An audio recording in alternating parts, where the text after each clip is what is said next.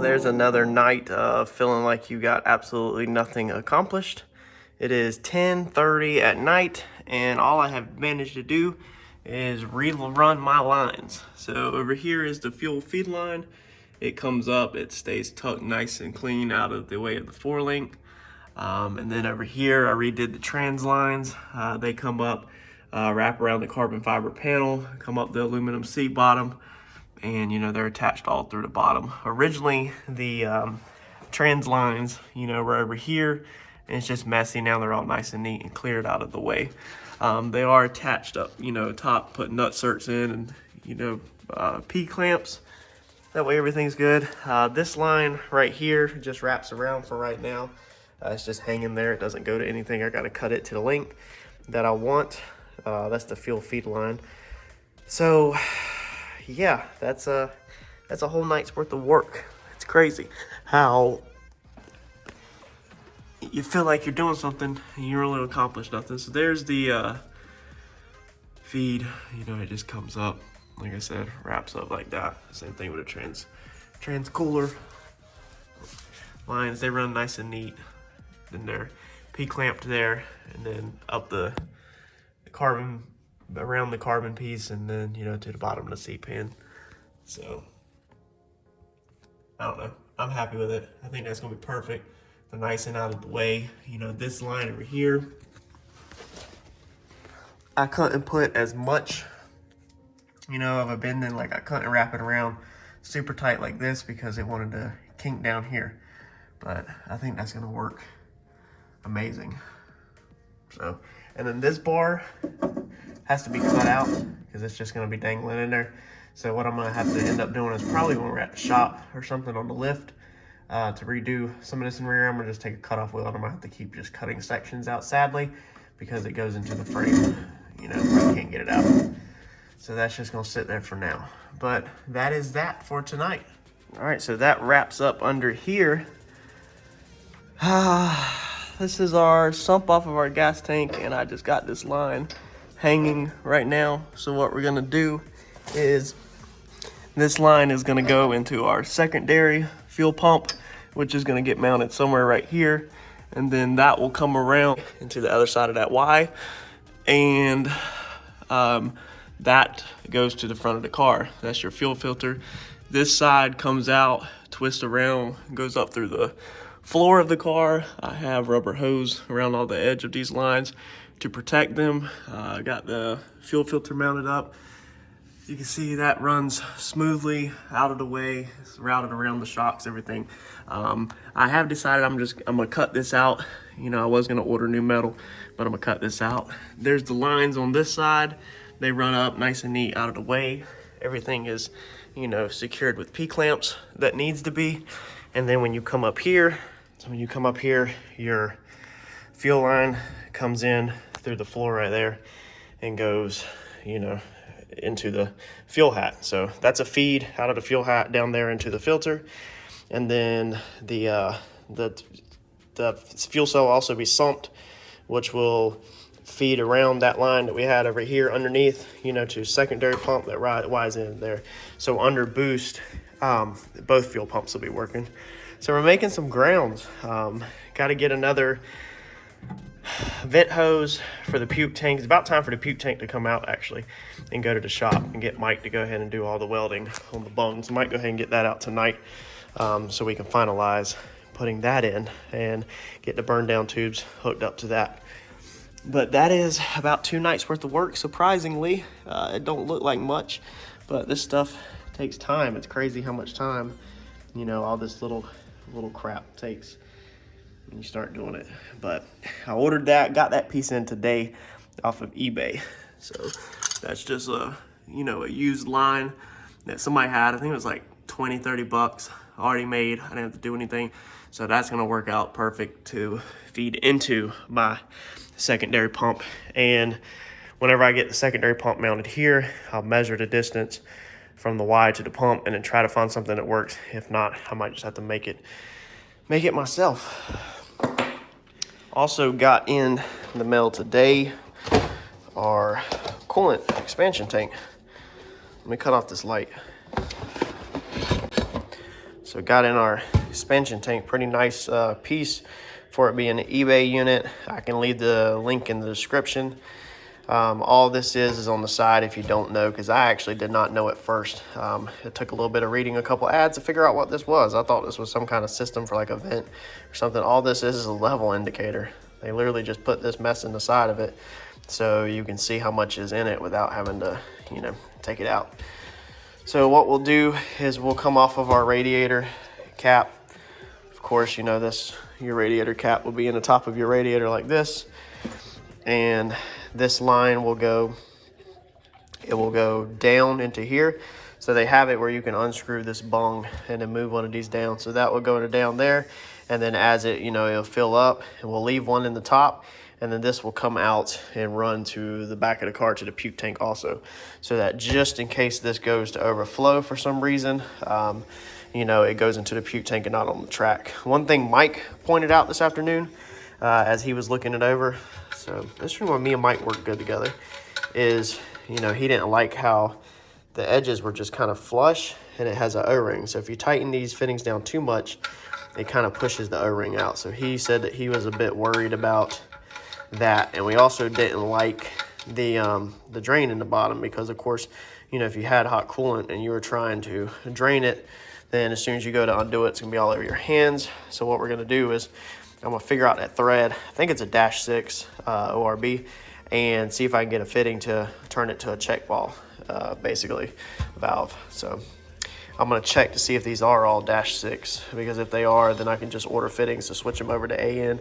I probably won't switch this one over to AN because I just don't really see no point in it. That's gonna be interesting to get them lines over there. I might have to get a different barb that's the same size as this one, you know, because this one right here is definitely bigger than this one. But we'll see how this goes. If I can cram a line over it, heat this end up and stretch a line over it, you know, then we'll use that. And it'd be cool if I had this line as clear so that I could see if it pushed any without even checking your level indicator. But I don't know, I guess that kind of defeats the purpose of the level indicator.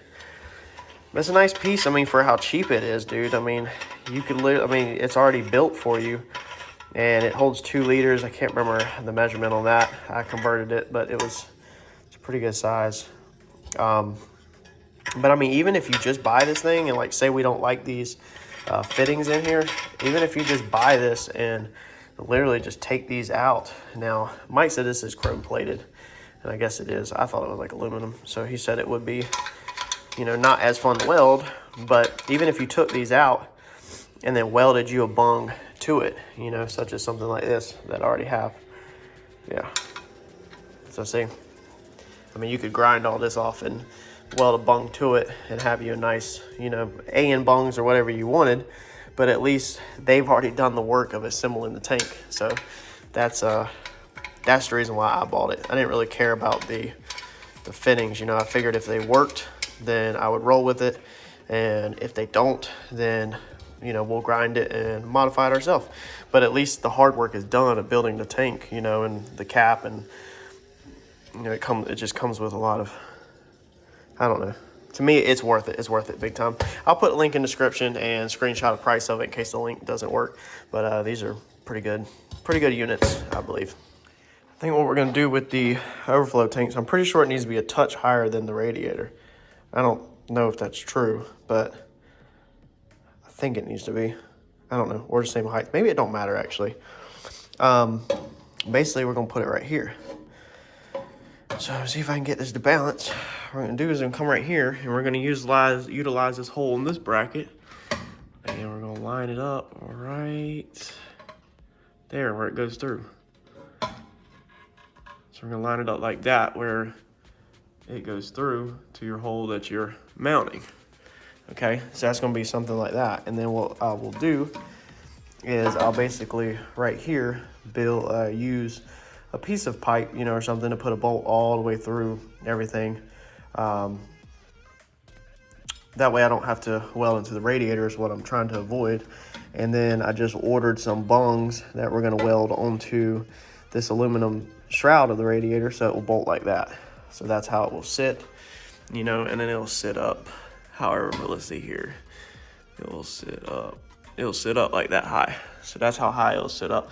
And I think that'll work perfect. And then what I'm gonna do is I've got to go back and chop this off. I don't want to cut these brackets off because if you watched the rear mount radiator brackets or video, these are my brackets that are already built for the car to mount the radiator.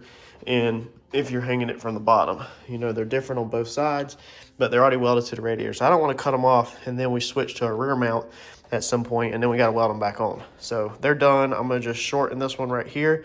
And then, like I said, I'm going to utilize this bracket and utilize the fan shroud to mount the overflow tank.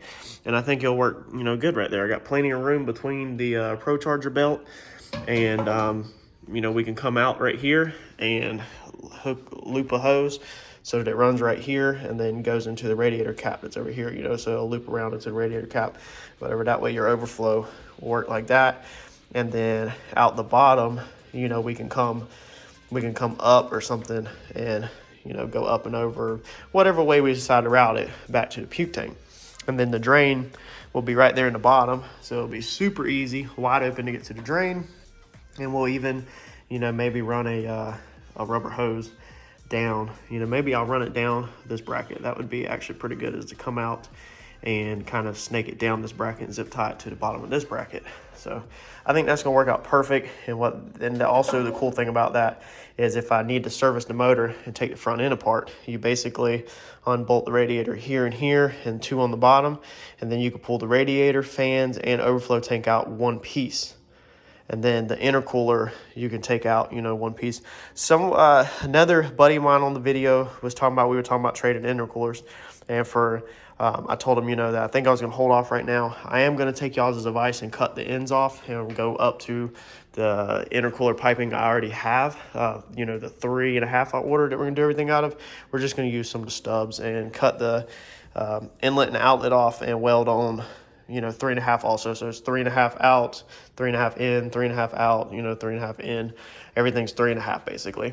But I was telling him that the way the front of this car is designed is this rail, this upper rail, is removable. So it unbolts from the car on both sides, okay? I got flanges. So once you take your fenders off, then you can unbolt it from there and there. You unbolt it from the top of the radiator and that whole bar comes off. And then you set your intercooler, you unbolt your intercooler from the bottom. They have two bungs just like this down there on the bottom. And then you set your intercooler aside and nothing's left but that, you know, curved bar in the front. And then the whole front of the car is wide open, easy to work on. So to get to the front end, radiator out, upper bar out, intercooler, piping, intercooler out, whole front of the car is wide open. So this car, I can literally have the front of this car torn down to service anything within, I guarantee you, 5 to 10 minutes. I guarantee it. So gonna keep that simple. I think that's gonna be nice to just take radiator out. And like I said, if I ever do move it to a rear mount, I don't have more crap welded into the radiator for mounting points, you know, than I need. I can just unbolt that, and then obviously this tank, if it was rear mounted, it would go up into the trunk. So that's that. If y'all see any concerns or issues with that, comment, let me know. Y'all have been absolutely amazing on commenting and, you know, letting me know where I messed up. My braided hose, all of my braided hose, one thing I have learned, which somebody pointed out, that it soaks heat up bad, and it's heavy, man. So if you're new to, you know, this stuff like I am, I can go ahead and tell you that stuff's heavy. I've been buying it because that's what's available used, and it is already done for me, so I don't have to assemble it. It's not like the lines are hard to assemble, but anytime that I can just get something out the package and bolt it in, I'm a little bit more in favor of it. But the lines that I bought, the Dash 10 and the Dash 12, that stuff's hard to bend. Like, it's not super hard. So I'm not a motor guy, and I'm not a race car necessarily guy. I'm new to this stuff. But I have read about, you know, how lines start to harden up after E85 and stuff like that. Ran into it for a while. I don't know how long these lines were used. I think the ad said they were barely used. They don't show a lot of sign of wear and tear. They're not dirty. They're not tore up, but they just seem a little stiff. The braided line has these little brown dashes all the way around it, and it seems like that's a nicer braided line. The fittings are all by Earls, so I would imagine that the braided line is by Earls. but I can't prove that. So I feel like the braided line is decent, but I don't know if the hose has a little age on it and it's starting to get a little stiff or not. I think it'll work perfectly fine. I mean, it's still flexible enough where you can bend it. It just don't bend super easy. And maybe that's just the nature of the steel braided line. You know, maybe there's not actually an issue with it. But what I told Mike today, I was talking about, I was like, if I can just get the car up and running and get a year under my belt out of the car, then of course I'll still have money coming in for the car. What we could do then is literally take all the plumbing out the car, box it up, send it to Brown and Miller up in Charlotte, and basically say remake every single line, you know, just like this, and all new stuff, black, you know, gold fittings, and it would look pretty killer. But at least this is saving us a couple bucks. You know, it's allowing us to figure out how we want to do everything. You know, like that dash 20 over there, lesson learned, I couldn't use that. So, and I'm sure the Brown and Miller stuff might make that bend because it's pretty flexible, but it's kind of allowed me to figure out what works, you know. And then, like I said, you know, in a year or so for an upgrade, I can just ship everything off and say remake these lines. But I just wanted to point that out to somebody if you're new to this stuff, is that the stainless braided stuff is a little heavier for sure. Some of the pieces I'm using are a little harder to bend, and you know, somebody pointed out that it does heat soak pretty good. All it is whole heat. On the motor, I was telling him that mine is not, he was talking about how, you know, if you wedge it behind the firewall, between the firewall and the motor, that all it does is soak heat. So mine's actually not that bad. I mean, you can see right here how it, you know, it's clear of the motor. It's not like it's necessarily right on top of, you know, right up against the motor. So it should have pretty decent airflow around here to hopefully where it don't heat soak. I mean, the motor's gonna be putting off heat, so of course it's still gonna heat soak the lines, and the dash 8's gonna be right there with it also. But it is what it is for right now. Like I said, we'll upgrade later. I just want to get this car up and running. I want it running, y'all want it running, everybody wants it running. So that's what I'm trying to do. Like, comment, subscribe, share. Again, let me know if you see any issues with my what I've done so far. I think I'm definitely on track this time, definitely on point. When we do them arms, I'm gonna reuse them arms, and I'm gonna cut the pipe out of the car that's in the car. I think what we're gonna actually do is, since I boogered up the holes, I'm thinking that I'll have Mike go through there and we'll sleeve it. So we'll open the holes up even bigger, and then we'll put the arms on a table, you know, with the pipe there, and with pipe through the pipe, or tubing through the tube, and then we'll tack it, you know, from the ends, and we'll basically sleeve the end of that chromoly tube. Because I looked up the kit this afternoon, it's from Jegs. It's $207. I didn't know I paid that for that. So I'm not gonna reorder the pipe, or the tube. I'm gonna cut it out and reuse it. But we'll sleeve the ends so that the bolts are extra strong so that it don't twist. And I'm gonna have to use that for right now. That saves me. I was looking up the NASCAR splined roll bars used, and to piece one of them kit together, it's like $200, and that's really good because you're getting, you know, some of it's aluminum ends, billet aluminum ends, some of it's chromoly, but it's all sleeved and everything, and you can modify the arms to make it work as an anti-roll bar, not really a sway bar. But that's another $200 spent, and y'all want to see the car running, I want to see the car running. So we're gonna reuse that. We're just gonna sleeve it, but that's that for this one. We're gonna call this a wrap. Like, comment, subscribe, and share, and thanks y'all for all the information and everything you're doing for me.